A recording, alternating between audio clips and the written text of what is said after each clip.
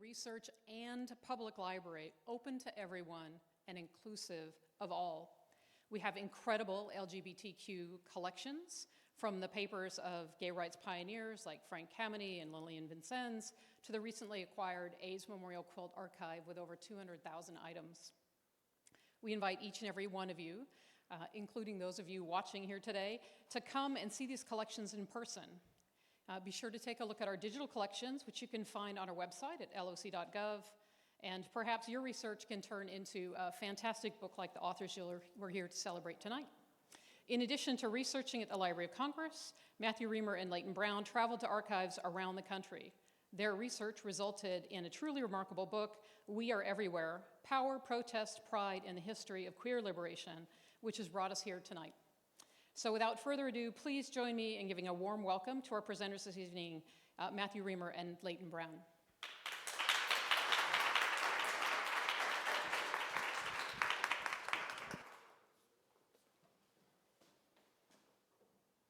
Thank you very much. I'm going to start off with, you're just going to get Matthew, Leighton, and I'll take questions at the end if there's any interest.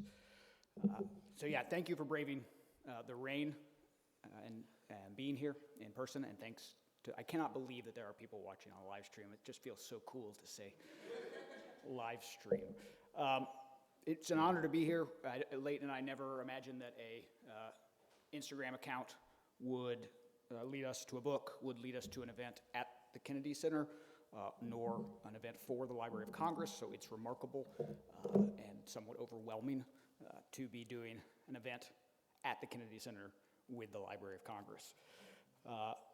There's a lot of people to thank who made this possible, but Lena and Robin and everyone who was involved, but particularly want to thank Meg Metcalf, not only for helping organize this event and reaching out to us, but also just for her work at the library, preserving queer materials for posterity.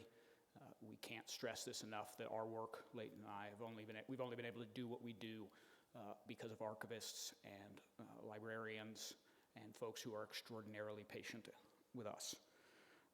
So thank you very much.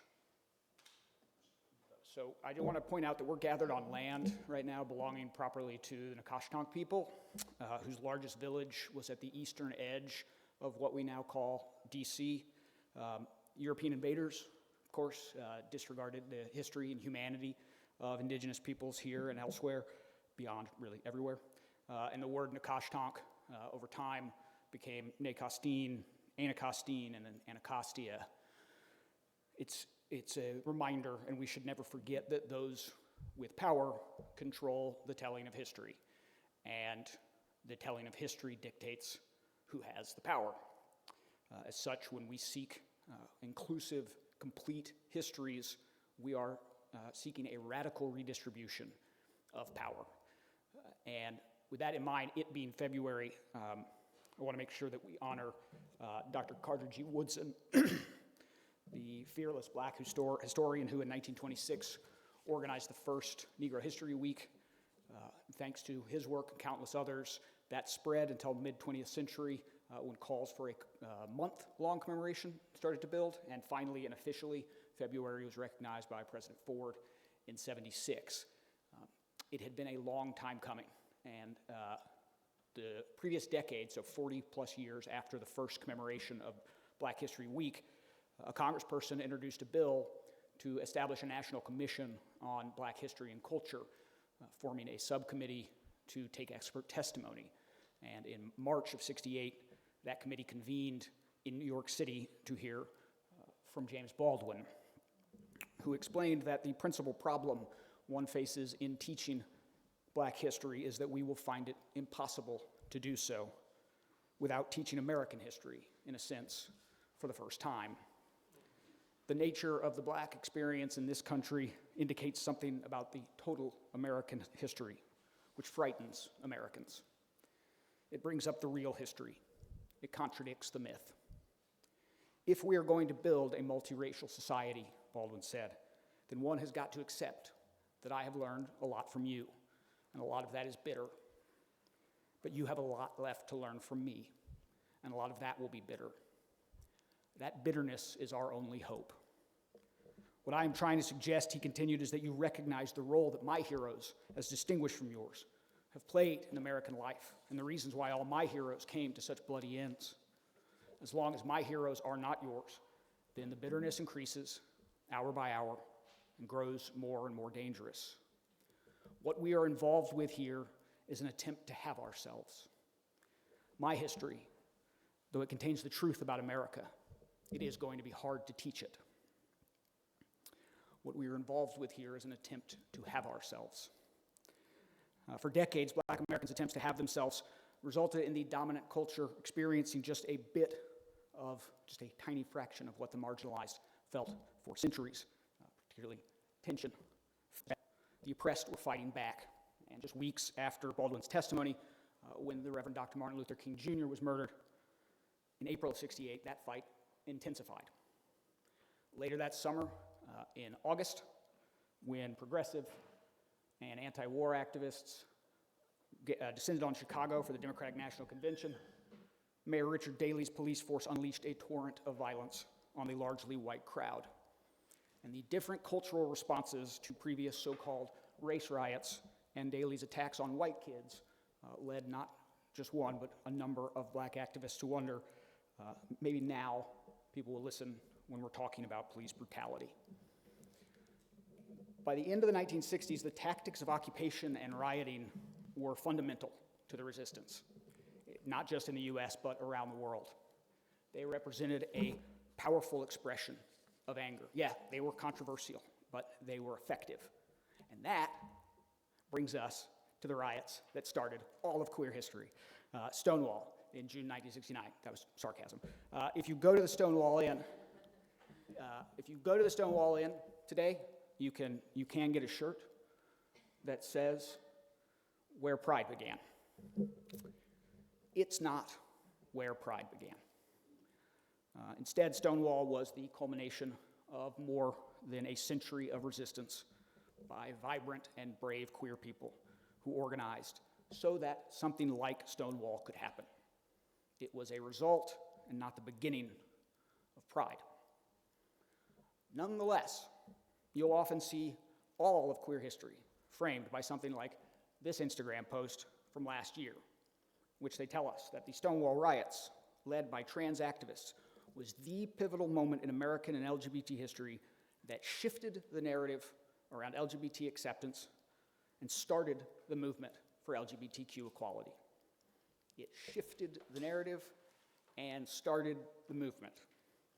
This is also nonsense. Stonewall was a riot during which a bunch of homeless kids, street queens, butch lesbians, trans women, flaming gay men, and all other types of freaks tried to set fire to a bar and then occupied Sheridan Square for a few days. It was not about acceptance. It was a spontaneous moment of anger erupting from the farthest margins of an oppressed community. And it might well have been forgotten if not for the work of activists in its wake, those who built and shaped the Stonewall legend. It became a rallying cry, inspiring waves of grassroots activity that built on previous work. And perhaps most importantly, Stonewall gave activists something for which they'd been searching, this commemorative event, an annual moment to take to the streets. Stonewall became Stonewall because it framed Christopher Street Liberation Day, what we now know as Gay Pride. Pride is a tricky thing, and how we commemorate Stonewall remains a controversial topic of history, politics, and personality. Though generally seen as a celebration, many of us continue to ask how we can possibly celebrate given the state of the world. Do we have the right to pat ourselves on the back given the work left to be done? And how do we mark Pride? How do we properly acknowledge the progress that some, if not all, of our community has made without giving into the delusion that we are anywhere near liberation? Is Pride a party, a protest, a commemoration, a vigil? Is it one weekend? Is it a month? Is it eternal? Who's it for? Who's in charge? How does history factor in? What is the goal, and how does it inform our activism? For some of us, radicals, militants, the state of the world leaves no other option but to push yell, disrupt, demand, until oppressors everywhere repent or perish. For others, moderates, assimilationists, the state of the world leaves no other option to compromise, to seek common ground, to do and be better so that others might do and be better. The focus of the work that Leighton and I do, and the central thesis of We Are Everywhere, and I always have to remember to sell a book. This is about a book. Is that, I feel very much like Marco Rubio right now. Is that the tension between militants and assimilationists have defined and continue to define the queer liberation movement and queer history, both the events and their telling. In our minds, it's well past time that the mainstream queer community listen to, learn from, commit to, double and triple down on its radical roots that so often are swept under the rug by those seeking mere acceptance and temporary convenience.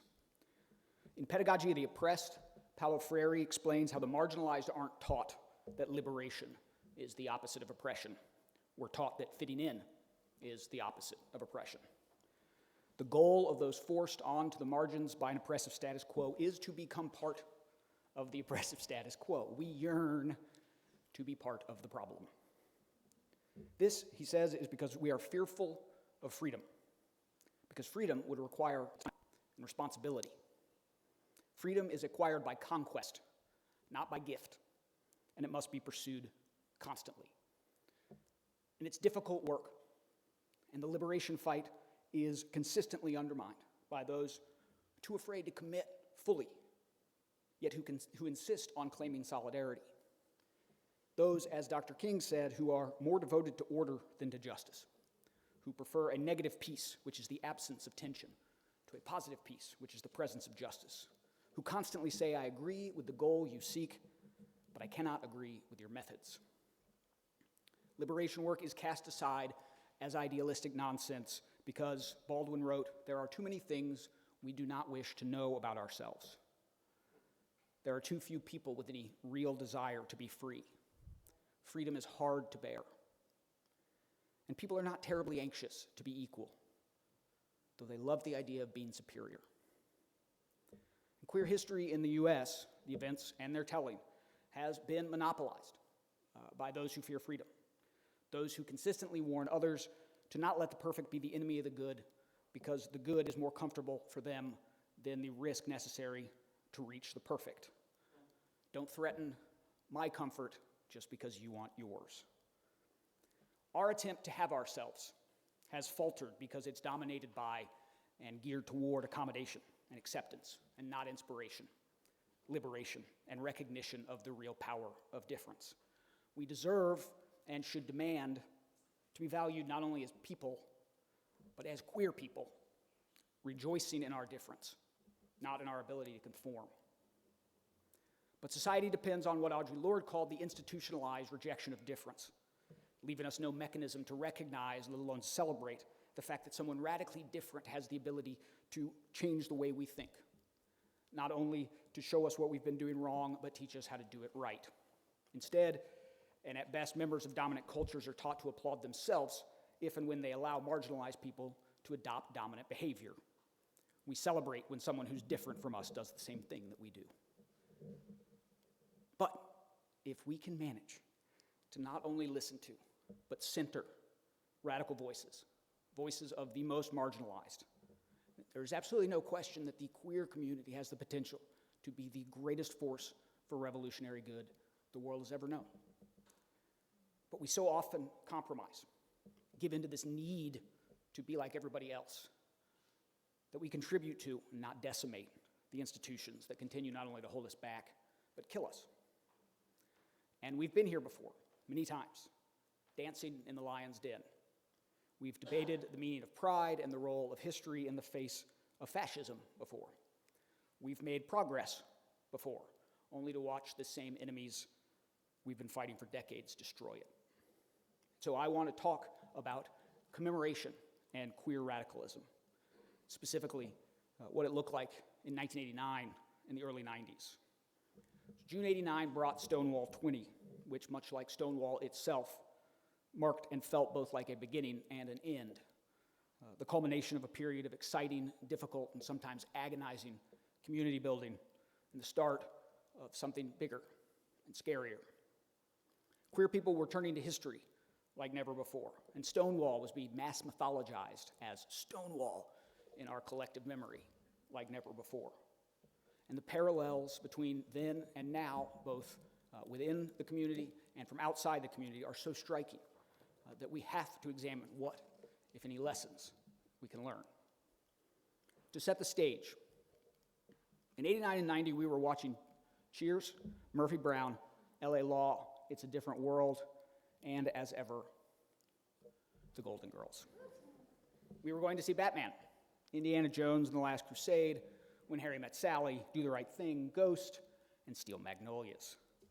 Reading classics like The Remains of the Day, The Joy Luck Club, The Things They Carried, The 7 Habits of Highly Effective People, Jurassic Park, and the extraordinarily popular Gifted Hands, the Ben Carson story. The Soviet Union had a new leader, as did the United States. The fall of the Berlin Wall brought hope, as the newly thawed relationship between Soviet Russia and China brought concern, and calls for democracy in Beijing brought a murderous crackdown. In New York, the response to an attack in Central Park provided, for those willing to see, a stark glimpse into our rigged and racist criminal justice system, as 5 young black men went to prison for a crime they didn't commit, and a racist, megalomaniacal real estate heir, Donald Trump, called for their execution. At the time, most considered Trump a joke. Even Wayne Barrett, the Village Voice journalist who spent a career exploring Trump's nefarious professional and personal escapades, wrote in the early 90s that, quote, "Part of Trump's story must be told in a light and ironic style, because in a sense he is too fleeting a cultural symbol to be treated as if he had historical significance." Some understood the danger. When lesbian writer and activist Sarah Schulman was asked in 1990 about her book, People in Trouble, which included a character bearing a striking resemblance to Trump, Schulman unflinchingly offered, "Donald Trump is the quintessential villain of our time, and he's in all our lives. He's a symbol that's getting bigger and bigger and bigger, becoming the personification of capital in our culture." Trump's ego grew exponentially every time New York Republicans floated his name as a possible candidate for mayor or governor. True to form, of course, he'd only entertain the notion of running for the highest office. He often worked with consultant and henchman Roger Stone, who'd made a name for himself working with consultants and henchmen Lee Atwater and Paul Manafort, the latter of whom was one of a number of high-ranking Republican officials charged with massive corruption in the late 1980s, though he did not get a fraction of the attention of Oliver North, whose trial brought unwanted scrutiny to certain conversations between President Bush and foreign leaders, leading Bush to pepper his speeches with a new phrase, "No quid pro quo." New York mayoral candidate Rudy Giuliani race-baited and queer-baited to sell himself as conservative, leading at times to violence, thanks in part to the once and future king of evil, Roger Ailes. 1989 was the year the court turned right, with an increasingly conservative Supreme Court attacking bodily autonomy and the most marginalized and isolated people suffering the most brutal consequences. There were, as Time said, more guns, more shootings, more massacres, and the president voted to crack down on crime while opposing meaningful gun control. Infighting kept the minimum wage below a living wage, and a wild thing called global warming had already hit emergency levels, though the U.S. urged caution in our response. And just as President Bush was being inaugurated, detention camps popped up on the Texas border in place of processing centers. The queer community was in the midst of a multi-front battle for survival, with the number of reported cases of HIV/AIDS in the U.S. hitting 100,000 in July of '89. And this was before activists, specifically women and people of color, forced the government to change the clinical definition revealing the numbers to be far higher. The pharmaceutical industry happily took its time, our money, our lives, and much of our community simply refused to address the clear overlap between race, poverty, and governmental genocide. Queer bashing had reached epidemic levels. It was everywhere. And while some gay bars excluded trans folks and other gender warriors, some were just unabashedly racist, while activist priorities generally reflected a tendency toward white supremacy, and ableism was pervasive. So, what was Stonewall 20 like? How did we confront pride in 1989? How did we bear witness?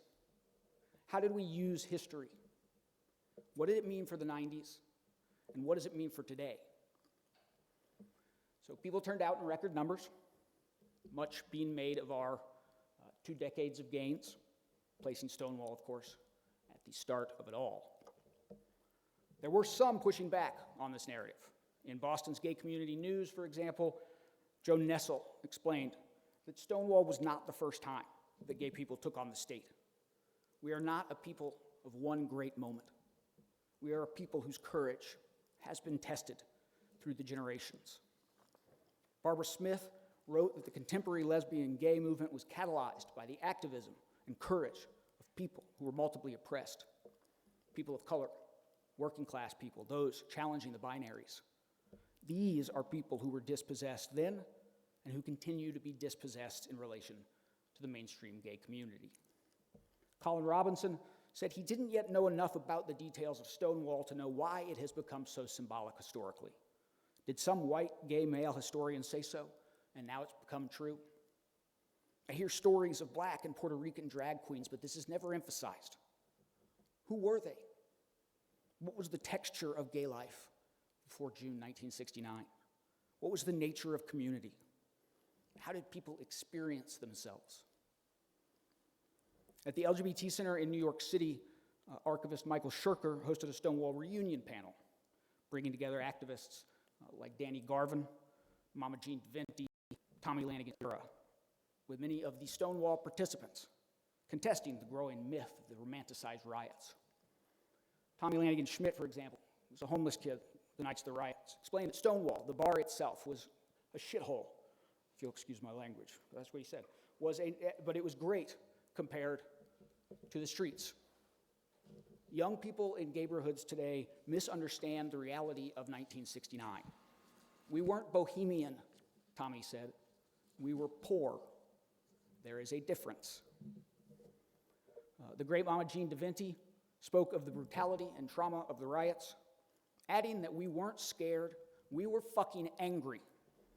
The gays came out strong that night, she said, and you gotta hand it to the transvestites and transsexuals. They were the ones who fought back first, and we were behind them. Mama Jean told the crowd to not ever let anyone put you down, to stay vigilant and angry, because Stonewall could happen again.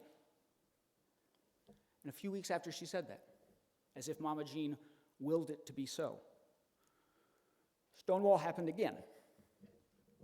The night before Stonewall 20, the Radical Fairies sponsored a reenactment of the first night of the riots, complete with foam bricks, queers, and cop uniforms, supposed to be fun and games. At some point, the crowd decided to take 7th Avenue, the thoroughfare around the corner from the bar, just like the original Stonewallers had, and motorists and passersby started to get pissed. Tension grew, and then a car drove through a line of activists, at which point all hell broke loose. As the headline says, a reenactment turned real. Later that summer, a marcher got shot by a BB gun at Provincetown Pride, a queer bashing at Wigstock in New York galvanized activists, and in the Castro in San Francisco, a full-scale police riot made clear that which many already knew. Tolerance is another word for the time in between violent attacks. ACT UP chapters and affiliates grew exponentially as queer people with little to lose aimed rage and grief at oppressors on Wall Street, in the Catholic Church, pro-lifers, anti-immigration forces, and he who would prove to be the center of it all, Donald Trump. Groups like Majority Action Committee and WHAM fought for queers of color and queer women. Queer folks with disabilities demanded space. Marginalized groups were forming alliances at the intersections of oppression, and change was palpable. We were under attack, and we were angry. We were unapologetic. This being typified by Queer Nation, which promoted queer visibility and demanded that we bash back, refusing to allow the dominant culture to dictate the boundaries of queer existence, regardless of how that made the dominant culture feel. We did not create the situation, David Robinson said, but we're responding to it. And even the most mainstream organizations seem to understand the need to create space for these voices. So the question is, what happened? Where did the militancy go? And acknowledging the enormity of this question, conceding that I can't answer it with a PowerPoint, no matter how well put together, or oversimplified theories of causation, we nonetheless have to ask, how is it that 30 years later, in 2019, Barbara Smith, a trailblazing Black lesbian feminist, a visionary whose work continues to inform all of those who have a conscience, marked Stonewall 50 by explaining why she left the mainstream queer rights movement, effectively repeating what she'd written in 1989 and what she'd been saying for decades. Quote, despite some genuine efforts to increase diversity, exclusivity and elitism still divide us. We have won rights and achieved recognition that would have been unimaginable 50 years ago. But many of us continue to be marginalized, both in the larger society and within the movement itself. 1 in 4 queer people experienced food insecurity in 2017. A quarter of lesbians and bisexual women earn less than the federal poverty line.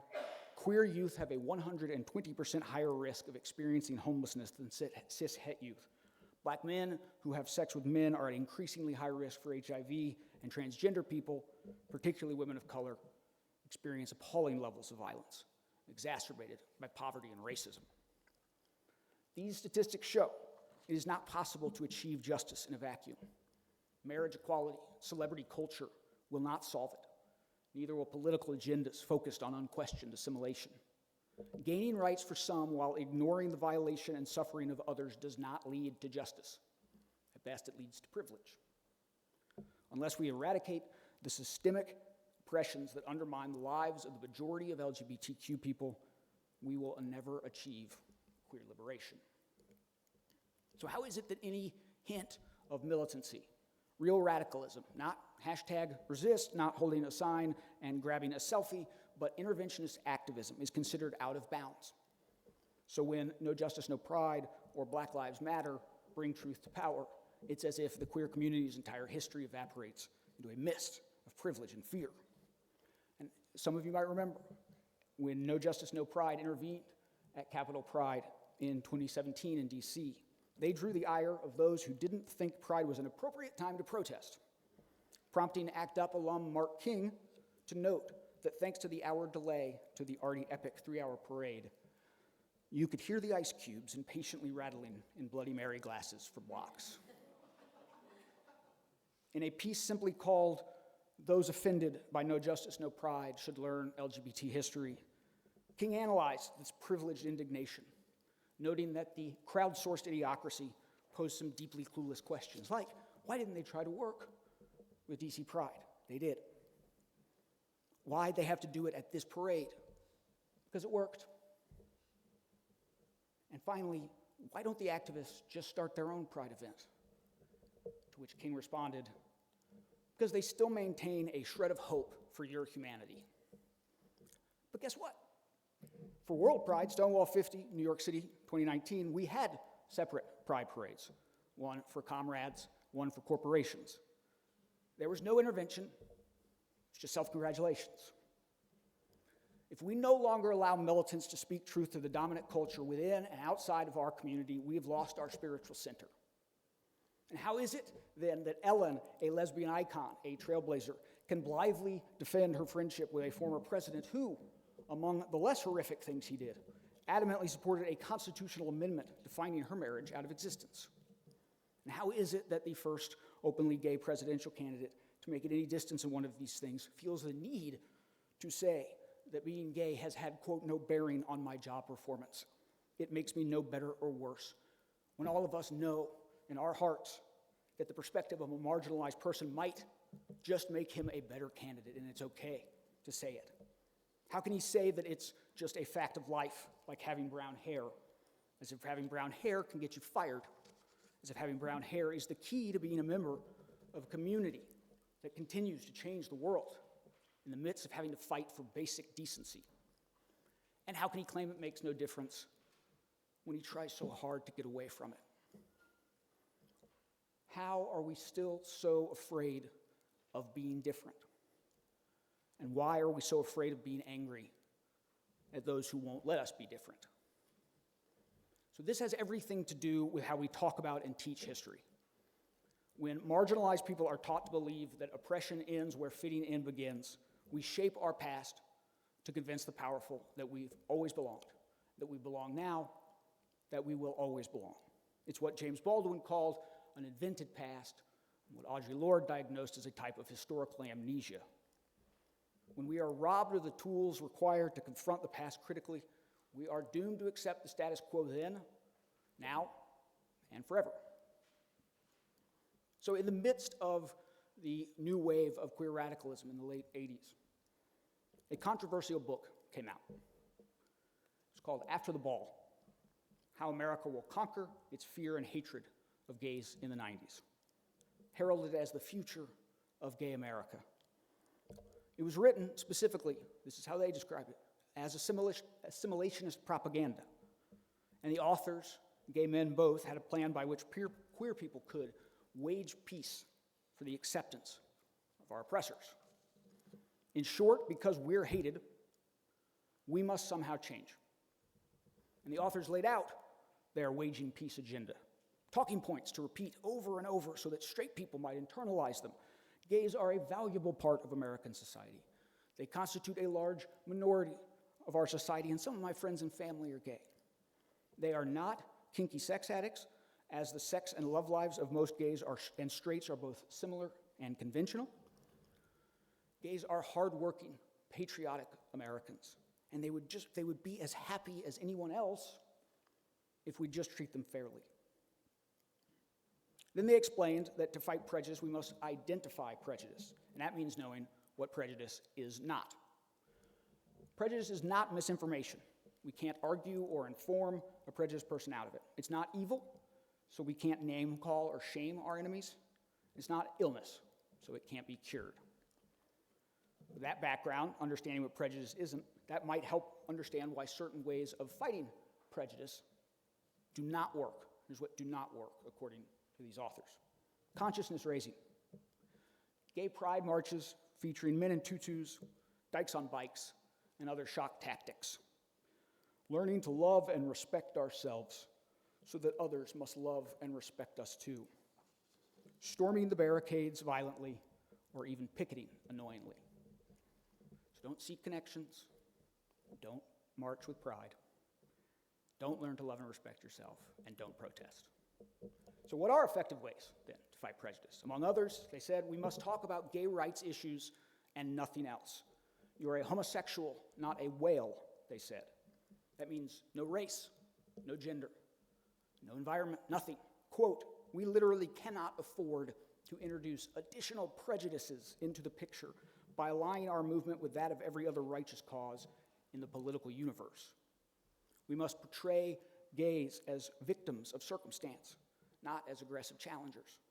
In practical terms, quote, this means that cocky mustachioed leathermen, drag queens, and bull dykes would not appear in gay commercials or other public presentations. We must give our potential protectors a just cause. We should not demand explicit support for homosexual practices, but should instead take anti-discrimination as our theme. Fundamental freedoms, constitutional rights, equal protection of laws, basic fairness, these are the concerns that should be brought to mind. And above all, we must make gays look good.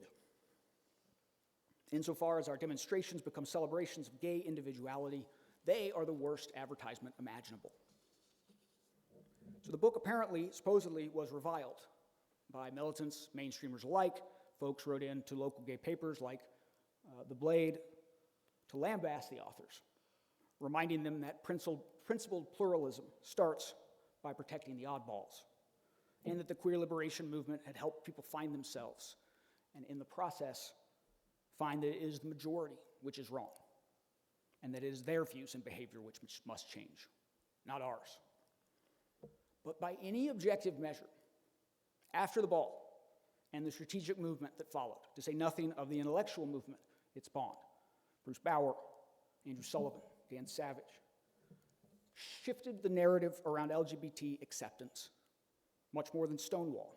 And it's important that we recognize what's happened in the past 3 decades, now that we constantly ask our potential protectors to imagine being discriminated against because you're straight.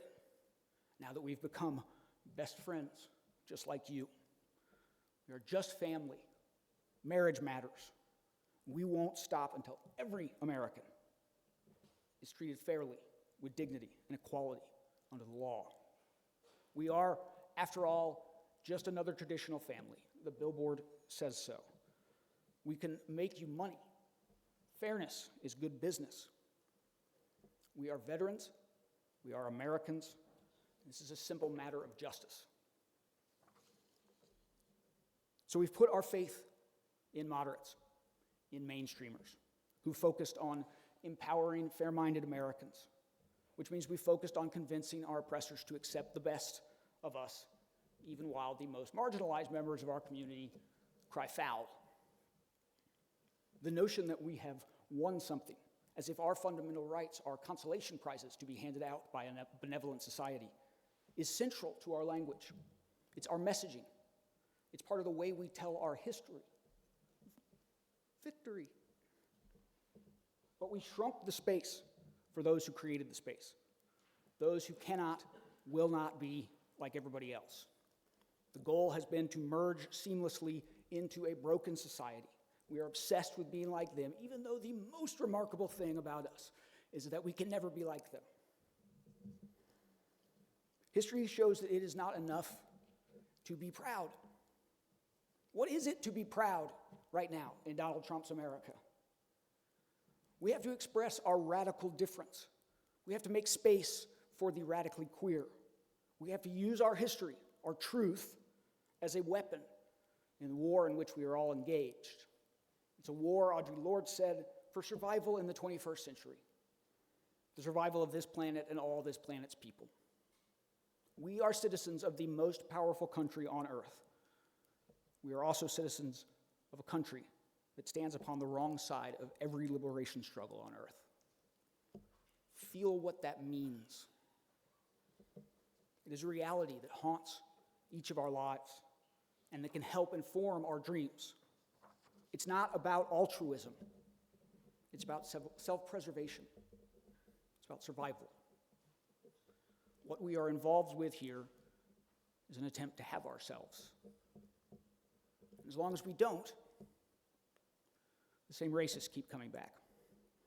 And we keep underestimating their strength while they keep consolidating power. They bring their same cronies, whose influence just keeps expanding. The courts keep going right. Guns keep killing. Working people keep getting screwed. And immigrants keep being scapegoated, detained, and killed. The environment keeps eroding. Alliances keep threatening. And democracy, or any government by and with the people, just keeps drifting away. Drug prices stay up. The underrepresented stay sick. Violence keeps spiking. Queer bodies and spaces remain vulnerable to the extent they are accessible. And viruses keep giving cover to xenophobia and racism. But I do have hope, Audre Lorde said. To face the realities of our lives is not a reason for despair. Despair is a tool of your enemies. Facing the realities of our lives gives us motivation for action. for you are not powerless. Each one of us in this room is privileged. Your privilege is not a reason for guilt. It is part of your power to be used in support of those things you say you believe. Because to absorb without use is the gravest error of privilege. How much of your lives are you willing to spend merely protecting your privileged status? Is that more than you are prepared to spend putting your dreams and beliefs for a better world into action? That is what creativity and empowerment are all about. The rest is destruction, and it will have to be one or the other. The meaning of pride, the only way to celebrate pride, is to celebrate the history and fight for the liberation of marginalized people in a world that makes no space for them. We have to create the space, because our attempt to simply exist in the space that's being created by our oppressors is killing us. Pride is acknowledging, centering, exploring, and rejoicing in difference. And as trailblazing bisexual activist Lani Ka'amanu said, society is based on the denial of diversity, on the denial of complexity. But there is strength in our numbers and diversity. We are every race, class, culture, age, ability, religion, gender identity, and sexual orientation. Bisexual, gay, lesbian, and transgender people who are out of the closet, who are not passing for anything other than who and what we are, all have our necks and our lives on the line. Remember that we are more powerful than all the hate, ignorance, and violence directed at us. Remember what a profound difference our visibility makes upon the world in which we live. Remember, assimilation is a lie. It is spiritual erasure. Our visibility is a sign of revolt. We cannot be stopped. We are everywhere. We will not rest until we are all free. We will not rest until our basic human rights are protected under federal law. We will not rest until our relationships and families are not just tolerated, but respected and valued. We will not rest until we have a national healthcare system. We will not rest until there are cures for AIDS and cancer. We deserve nothing less. Remember that we have every right to be in the world exactly as we are, and celebrate that simply and fiercely. Thank you.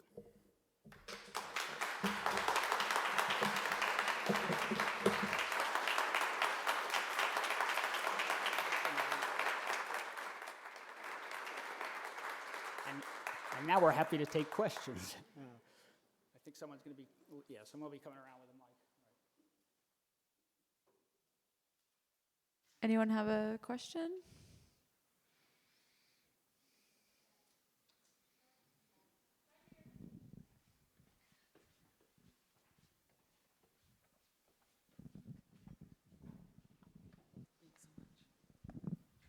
Hello, Sam Brinton from the Trevor Project. That was astounding. My breath is taken away, just truly beautiful.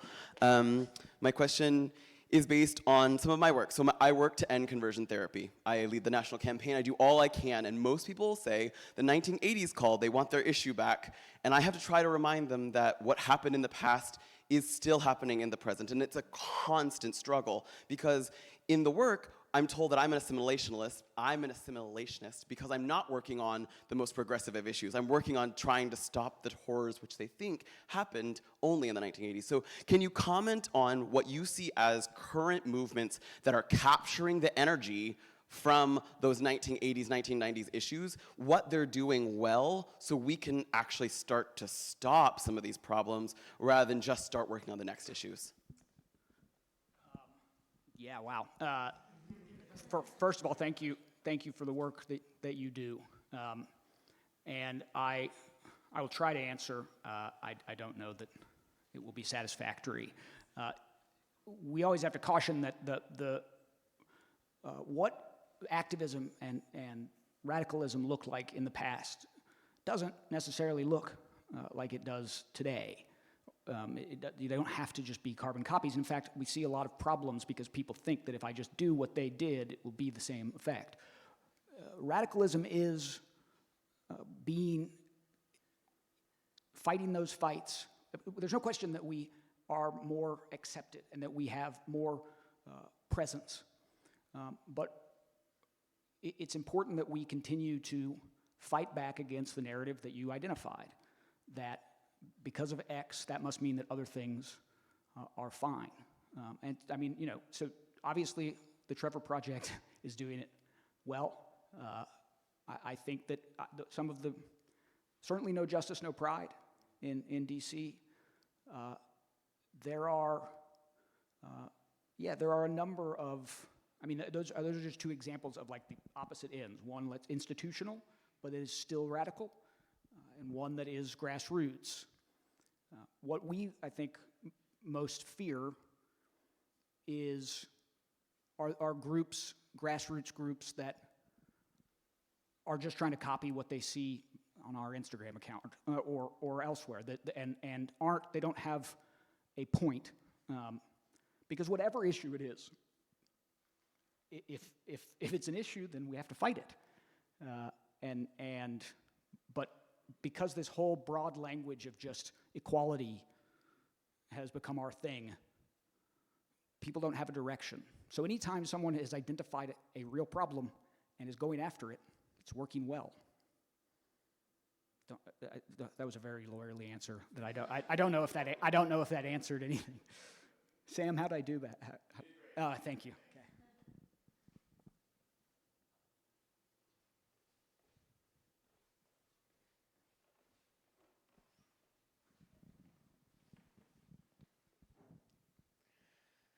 Okay. So my name is Jake Newsome, and first of all, I just want to echo their comments that you not only was your talk like incredibly enlightening and powerful, but just beautifully articulated. So thank you so much. Thank you.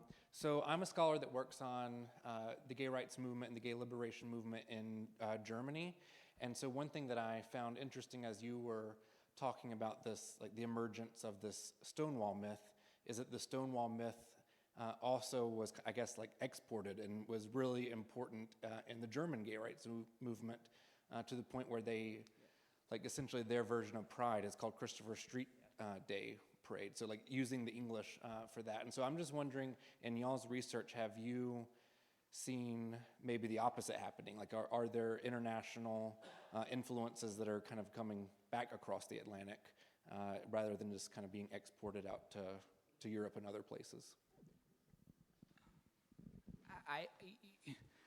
I mean, certainly on like micro levels and grassroots, but no. I mean, overall, in terms of this commemoration of Pride, which cannot and should not be disconnected from history, and that's really the point. No, it's getting, I would say, more American, and I don't mean that with a lot of love. You know, I mean, it's.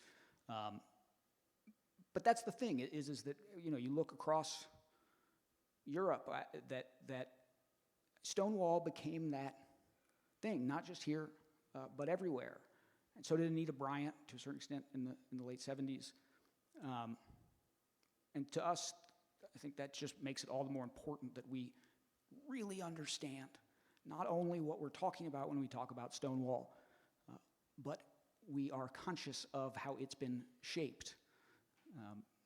No, unless you're aware of any.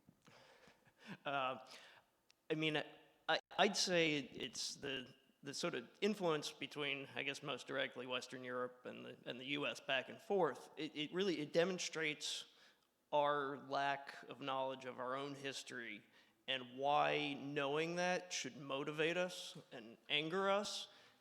Because while there was a larger, more formal liberation movement here, and then, you know, terminology and everything else got transferred, in a lot of, at least Western European countries, they then got greater rights within society. And yes, that is not the ultimate end-all be-all, but you know, they just surpassed us. And I don't think we know enough as to how long this fight has been going on, all it has entailed, and why we should be just plain impatient and demand not just better, but demand it now. I liked that a lot. He's a catch.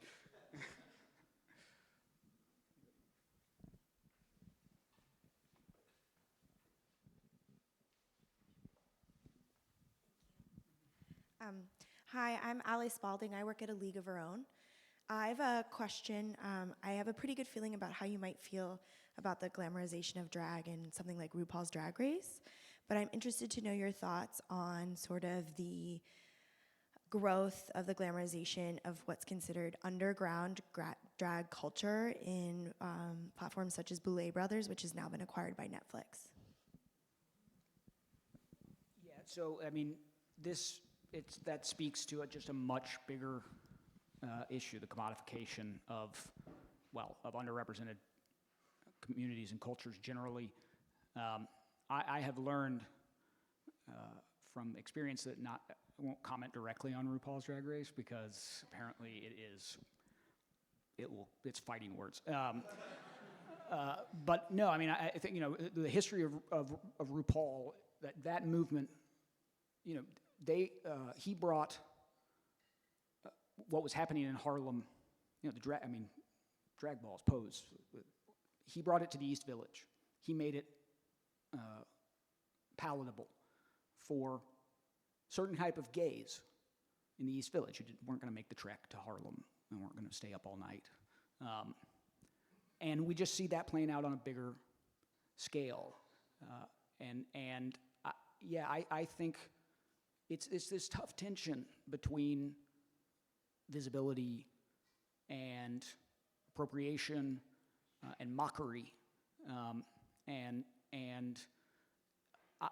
you know, when we started LGBT History, the Instagram account, we very much focused on, you know, we were doing art, we were doing music, I mean, whatever, we were just doing queer people. But we realized at some point that our focus is more about the activism, you know, on the street activism, because to a large extent, every time our culture creates something remarkable, which is all the time, man, it gets like that, is bought up and sold. And, you know, Barbara Smith said in that piece that celebrity culture will not save us.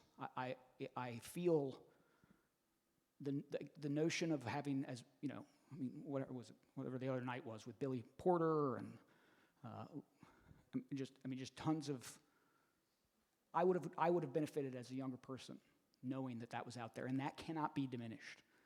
And it can't be diminished even when I'm talking about Pete Buttigieg. It can't be diminished that he is a gay man who is out there being a gay man, so none of that can be diminished. But the thing is, and what starts to get in trouble, and where we stop being invited to parties, is they still have responsibilities. They still have accountability, and I feel like a lot of those, especially that have made it, you know, big, they're just doing drag. That's not political. It's not, and that is infuriating. Everything about our existence is political.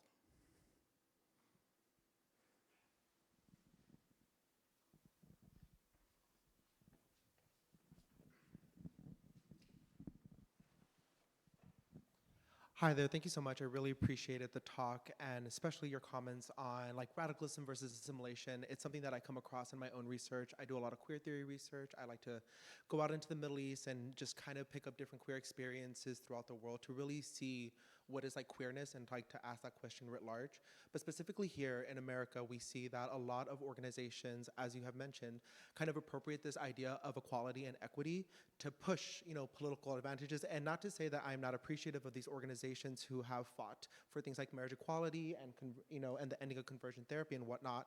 However, I don't think that this message is holistic enough to include the intersectional aspects such as race, class, gender identity, you know what I mean, which is part of the LGBT, you know, association or spectrum within and of itself. So what would you say to these organizations who do appropriate this message, who try to like push the "it gets better" motto, you know what I mean, that tries to push this idea of like wait and be silent until it's your time to like assimilate, right? Because that's not what we want.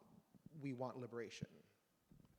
I mean, I think first and foremost, I would tell them to think of the individuals because if you look at any underrepresented population that is making certain advancements, whether it's acceptance or better treatment under the law, there are always people who fall through these cracks, and those lives matter. And both law and society causes, and Sam knows this all too well, working for Trevor, that it causes lost lives constantly.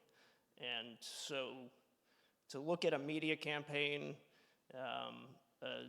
some new legislation being passed, anything like that, you have to just always keep the individuals in mind. Yeah, and I think, and part of the book, there are books available in the lobby. We'll be signing afterwards. Part of the book and the focus of it is the evolution of the model. The institutional model that, especially in the late '90s and now, has taken on the, donate $10 a month. You're cool. You're good to go. You don't have any other responsibility. We will take care of everything. We wanted a national organization when this fight is very much local, and it's if we're not supporting those activists, we're not romanticizing those activists, then it's not going to happen, and they don't get the support. And then we watch over and over again this kind of like, oh shucks, we didn't know we were supposed to be doing better, which is just absolute nonsense, because there have been activists all along saying do better. It doesn't make for popularity to yell and disrupt and demand that these organizations do better, but they're not going to do better until we disrupt and demand. There's simply just no question, and it's the basis of Combahee River statement and the identity politics, that fighting for the most marginalized necessarily involves getting our rights, getting everybody else's rights. And we've lost that. We have this over and over and over again. It's a disconnect from history that's so frustrating. This thing about, we'll come back for you. Don't you worry. They don't. And it's just over and over and over again. And if we could connect with our history and see that, we're not the first. This isn't the first time we've fought, like just what I tried to, it's not the first time we fought Donald Trump. It's not the first time we fought camps at the border. It's not going to look the same, but clearly we need to be doing something different, and demands to do better are part of our responsibility. Great, that's all we have time for. Okay. That's all we have time for. So I just wanted to say thank you so much to everyone for coming. Please give a big round of applause to our speakers.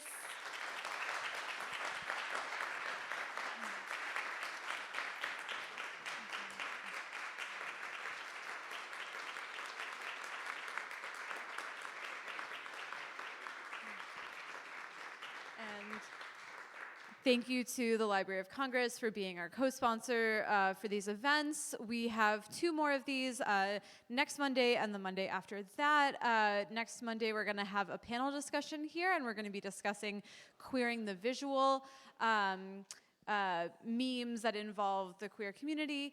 And then the week after that, we're going to be in the Family Theater with authors Casey McQuiston and Jacob Tobiah. So if you would like, our authors are going to be outside in the Welcome Pavilion signing books. You can also purchase the books. So please join us outside in the Welcome Pavilion. Thank you so much. Have a good evening.